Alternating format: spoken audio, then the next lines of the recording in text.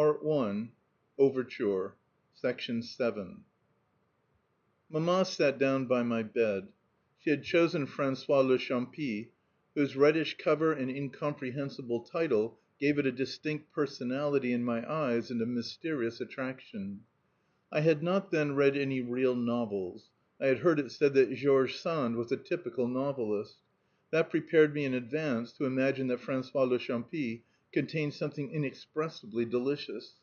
The course of the narrative, where it tended to arouse curiosity or melt to pity, certain modes of expression which disturb or sadden the reader, and which, with a little experience, he may recognize as common form in novels, seemed to me then distinctive. For to me a new book was not one of a number of similar objects, but was like an individual man, unmatched, and with no cause of existence beyond himself, an intoxicating whiff of the peculiar essence of François le Champi. Beneath the everyday incidents, the commonplace thoughts and hackneyed words, I could hear or overhear an intonation, a rhythmic utterance fine and strange. The action began. To me it seemed all the more obscure because in those days, when I read to myself, I used often, while I turned the pages, to dream of something quite different. And to the gaps which this habit made in my knowledge of the story, more were added by the fact that when it was Mamma who was reading to me aloud, she left all the love scenes out. And so all the odd changes which take place in the relations between the miller's wife and the boy, changes which only the birth and growth of love can explain, seemed to me plunged and steeped in a mystery, the key to which, as I could readily believe, lay in that strange and pleasant sounding name of Champy, which draped the boy who bore it, I knew not why, in its own bright colour, purpurate and charming.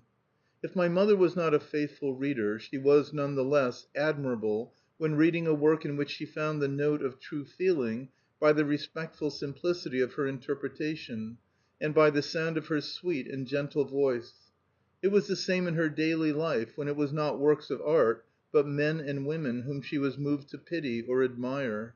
It was touching to observe with what deference she would banish from her voice, her gestures, from her whole conversation, now the note of joy which might have distressed some mother who had long ago lost a child, now the recollection of an event or anniversary which might have reminded some old gentleman of the burden of his years, now the household topic which might have bored some young man of letters. And so when she read aloud the prose of George Sand, prose which is everywhere redolent of that generosity and moral distinction which Mamma had learned from my grandmother to place above all other qualities in life, and which I was not to teach her until much later to refrain from placing, in the same way, above all other qualities in literature, taking pains to banish from her voice any weakness or affectation which might have blocked its channel for that powerful stream of language, she supplied all the natural tenderness, all the lavish sweetness which they demanded to phrases which seemed to have been composed for her voice, and which were all, so to speak, within her compass. She came to them with the tone that they required, with a cordial accent which existed before they were, which dictated them, but which is not to be found in the words themselves, and by these means she smoothed away, as she read on, any harshness there might be, or discordance in the tenses of verbs, endowing the imperfect and the preterite with all the sweetness which there is in generosity, all the melancholy which there is in love, guided the sentence that was drawing to an end towards that which was waiting to begin, now hastening, now slackening the pace of the syllables, so as to bring them, despite their difference of quantity, into a uniform rhythm, and breathed into this quite ordinary prose a kind of life, continuous and full of feeling. My agony was soothed. I let myself be borne upon the current of this gentle night on which I had my mother by my side. I knew that such a night could not be repeated, that the strongest desire I had in the world, namely, to keep my mother in my room through the sad hours of darkness, ran too much counter to general requirements and to the wishes of others for such a concession as had been granted me this evening to be anything but a rare and casual exception. To morrow night I should again be the victim of anguish, and Mamma would not stay by my side. but when these storms of anguish grew calm, I could no longer realize their existence. Besides, to morrow evening was still a long way off. I reminded myself that I should still have time to think about things, albeit that remission of time could bring me no access of power, albeit the coming event was in no way dependent upon the exercise of my will, and seemed not quite inevitable only because it was still separated from me by this short interval. And so it was that, for a long time afterwards, when I lay awake at night and revived old memories of Combray, I saw no more of it than this sort of luminous panel, sharply defined against a vague and shadowy background, like the panels which a Bengal fire or some electric sign will illuminate and dissect from the front of the building, the other parts of which remain plunged in darkness, broad enough at its base, the little parlour, the dining room, the alluring shadows of the path along which would come Monsieur Swann, the unconscious author of my sufferings; the hall through which I would journey to the first step of that staircase, so hard to climb, which constituted all by itself the tapering elevation of an irregular pyramid; and, at the summit, my bedroom, with a little passage through whose glazed door Mamma would enter. In a word, seen always at the same evening hour, isolated from all its possible surroundings, detached and solitary against its shadowy background, the bare minimum of scenery necessary, like the setting one sees printed at the head of an old play, for its performance in the provinces, to the drama of my undressing, as though all Combray had consisted of but 2 floors joined by a slender staircase, and as though there had been no time there but 7 o'clock at night. I must own that I could have assured any questioner that Combray did include other scenes, and did exist at other hours than these. But since the facts which I should then have recalled would have been prompted only by an exercise of the will, by my intellectual memory, and since the pictures which that kind of memory shows us of the past preserve nothing of the past itself, I should never have had any wish to ponder over this residue of Combray. To me it was in reality all dead. Permanently dead? Very possibly. There is a large element of hazard in these matters, and a second hazard, that of our own death, often prevents us from awaiting for any length of time the favours of the first. I feel that there is much to be said for the Celtic belief that the souls of those whom we have lost are held captive in some inferior being, in an animal, in a plant, in some inanimate object, and so effectively lost to us until the day which to many never comes when we happen to pass by the tree or to obtain possession of the object which forms their prison. Then they start and tremble, they call us by our name, and as soon as we have recognized their voice the spell is broken. We have delivered them. They have overcome death and returned to share our life. And so it is with our own past. It is a labour in vain to attempt to recapture it. All the efforts of our intellect must prove futile. The past is hidden somewhere outside the realm, beyond the reach of intellect, in some material object, in the sensation which that material object will give us, which we do not suspect. And as for that object, it depends on chance whether we come upon it or not before we ourselves must die. Many years had elapsed during which nothing of Combray, save what was comprised in the theatre and the drama of my going to bed there, had any existence for me, when one day in winter, as I came home, my mother, seeing that I was cold, offered me some tea, a thing I did not ordinarily take. I declined at first, and then for no particular reason changed my mind. She sent out for one of those short, plump little cakes called petites madeleines, which look as though they had been moulded in the fluted scallop of a pilgrim's shell. And soon, mechanically, weary after a dull day with the prospect of a depressing morrow, I raised to my lips a spoonful of the tea in which I had soaked a morsel of the cake. No sooner had the warm liquid, and the crumbs with it, touched my palate than a shudder ran through my whole body, and I stopped, intent upon the extraordinary changes that were taking place. An exquisite pleasure had invaded my senses, but individual, detached, with no suggestion of its origin. And at once the vicissitudes of life had become indifferent to me, its disasters innocuous, its brevity illusory, this new sensation having had on me the effect which love has of filling me with a precious essence, or rather this essence was not in me, it was myself. I had ceased now to feel mediocre, accidental, mortal. Whence could it have come to me, this all powerful joy? I was conscious that it was connected with the taste of tea and cake, but that it infinitely transcended those savours, could not, indeed, be of the same nature as theirs. Whence did it come? What did it signify? How could I seize upon and define it? I drink a second mouthful, in which I find nothing more than in the first, a third, which gives me rather less than the second. It is time to stop. The potion is losing its magic. It is plain that the object of my quest, the truth, lies not in the cup but in myself. The tea has called up in me, but does not itself understand, and can only repeat indefinitely with a gradual loss of strength, the same testimony, which I too cannot interpret, though I hope at least to be able to call upon the tea for it again, and to find it there presently intact and at my disposal for my final enlightenment. I put down my cup and examine my own mind.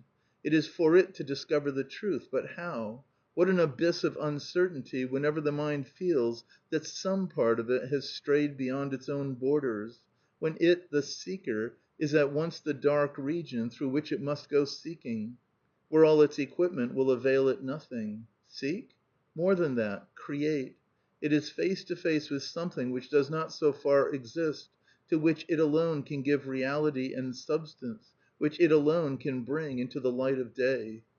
And I begin again to ask myself what it could have been, this unremembered state which brought with it no logical proof of its existence, but only the sense that it was a happy, that it was a real state, in whose presence other states of consciousness melted and vanished. I decide to attempt to make it reappear. I retrace my thoughts to the moment at which I drank the first spoonful of tea. I find again the same state, illumined by no fresh light. I compel my mind to make one further effort, to follow and recapture once again the fleeting sensation. And that nothing may interpret it in its course, I shut out every obstacle, every extraneous idea. I stop my ears and inhibit all attention to the sounds which come from the next room. And then, feeling that my mind is growing fatigued without having any success to report, I compel it for a change to enjoy that distraction which I have just denied it, to think of other things, to rest and refresh itself before the supreme attempt. And then for the second time I clear an empty space in front of it. I place in position before my mind's eye the still recent taste of that first mouthful, and I feel something start within me, something that leaves its resting place and attempts to rise, something that has been embedded like an anchor at a great depth. I do not know yet what it is, but I can feel it mounting slowly. I can measure the resistance. I can hear the echo of great spaces traversed. Undoubtedly, what is thus palpitating in the depths of my being must be the image, the visual memory, which, being linked to that taste, has tried to follow it into my conscious mind. But its struggles are too far off, too much confused. Scarcely can I perceive the colourless reflection in which are blended the uncapturable, whirling medley of radiant hues, and I cannot distinguish its form, cannot invite it, as the one possible interpreter, to translate to me the evidence of its contemporary, its inseparable paramour, the taste of cake soaked in tea, cannot ask it to inform me what special circumstance is in question, of what period in my past life. Will it ultimately reach the clear surface of my consciousness, this memory, this old dead moment which the magnetism of an identical moment has travelled so far to importune, to disturb, to raise up out of the very depths of my being? I cannot tell. Now that I feel nothing, it has stopped, has perhaps gone down again into its darkness, from which who can say whether it will ever rise? 10 times over I must essay the task, must lean down over the abyss. And each time the natural laziness which deters us from every difficult enterprise, every work of importance, has urged me to leave the thing alone, to drink my tea and to think merely of the worries of to day and of my hopes for to morrow, which let themselves be pondered over without effort or distress of mind. And suddenly the memory returns. The taste was that of the little crumb of madeleine which on Sunday mornings at Combray, because on those mornings I did not go out before church time, when I went to say good day to her in her bedroom, my Aunt Léonie used to give me, dipping it first in her own cup of real or of lime flower tea. The sight of the little Madeleine had recalled nothing to my mind before I tasted it, perhaps because I had so often seen such things in the interval, without tasting them, on the trays in pastry cooks' windows, that their image had dissociated itself from those Combray days to take its place among others more recent. Perhaps because of those memories, so long abandoned and put out of mind, nothing now survived, everything was scattered. The forms of things, including that of the little scallop shell of pastry, so richly sensual under its severe religious folds, were either obliterated or had been so long dormant as to have lost the power of expansion which would have allowed them to resume their place in my consciousness.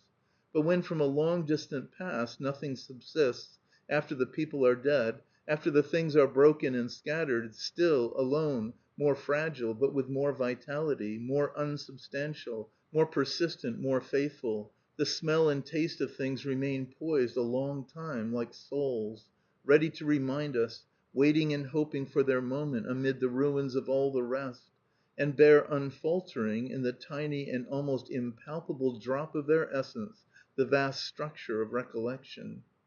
And once I had recognized the taste of the crumb of Madeleine soaked in her decoction of lime flowers which my aunt used to give me, although I did not yet know and must long postpone the discovery of why this memory made me so happy. Immediately the old grey house upon the street where her room was rose up like the scenery of a theatre to attach itself to the little pavilion, opening on to the garden which had been built out behind it for my parents, the isolated panel which until that moment had been all that I could see. And with the house the town, from morning to night and in all weathers; the square where I was sent before luncheon; the streets along which I used to run errands; the country roads we took when it was fine.